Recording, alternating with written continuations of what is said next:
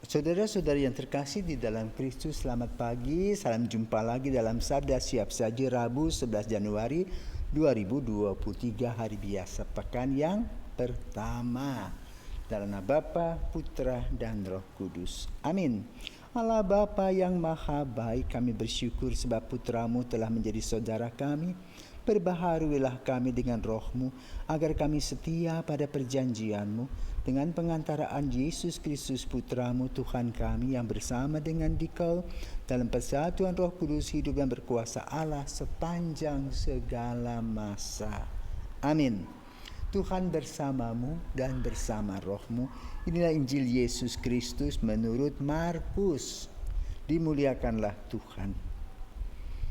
Markus bab 1 ayat 29 sampai dengan 39. Sekeluarnya dari rumah ibadat di Kapernaum, Yesus dan Yakobus dan Yohanes pergi ke rumah Simon dan Andreas. Ibu mertua Simon terbaring karena sakit demam. Mereka segera memberitahukan keadaannya kepada Yesus. Yesus pergi ke tempat perempuan itu dan sambil memegang tangannya, Yesus membangunkan dia, lalu lenyaplah demamnya. Kemudian perempuan itu melayani mereka. Menjelang malam, sesudah matahari terbenam, dibawalah kepada Yesus semua orang yang menderita sakit dan yang kerasukan setan.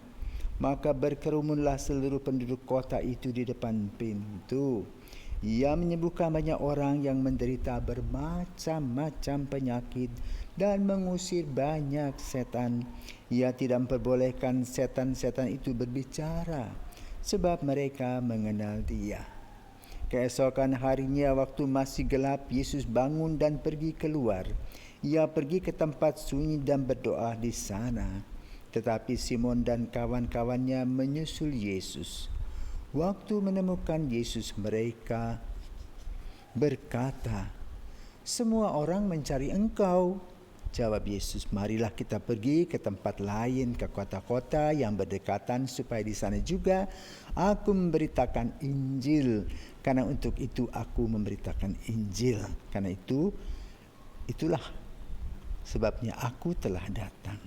Lalu pergilah Yesus ke seluruh Galilea, memberitakan Injil dalam rumah-rumah ibadat mereka dan mengusir setan-setan. Demikianlah sabda Tuhan. Terpujilah Kristus. Saudaraku terkasih, visi dan misi Yesus apa toh? Mewartakan kerajaan Allah agar kita mendapatkan keselamatan. Maka ada dua hal yang berkaitan dengan sakit. Satu sakit secara rohani, satu sakit secara jasmani. Dan kedua penyakit ini disembuhkan oleh Yesus, terutama yang berkaitan dengan masalah rohani dan kejiwaan.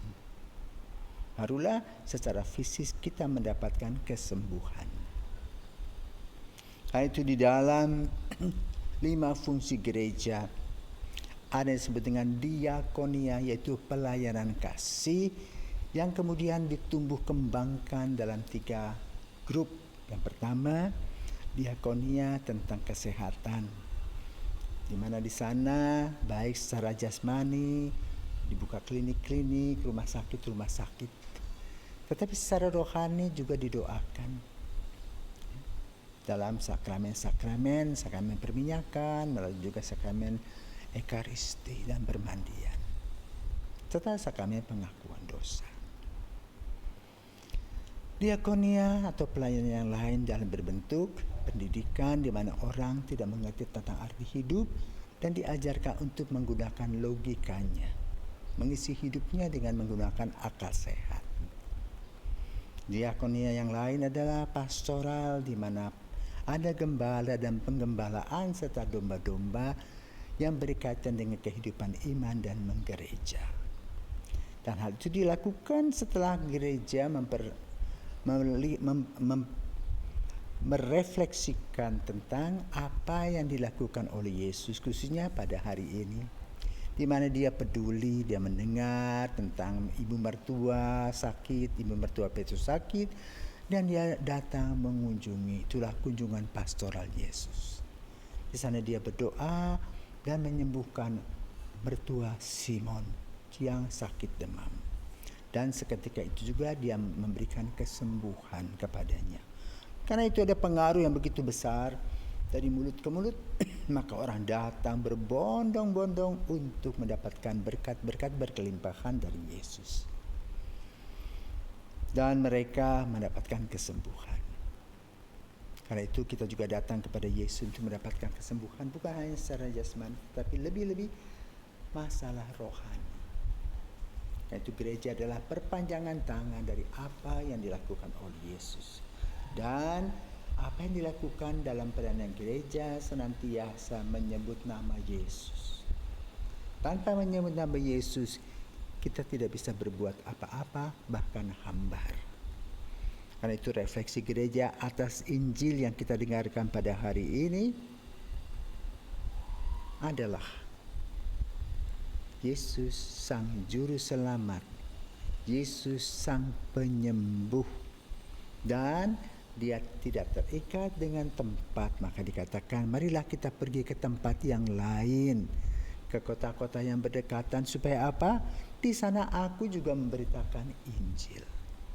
Jadi dengan kata lain, pemberitaan Injil itu untuk seluruh dunia, kepada semua orang yang hidup di bumi ini.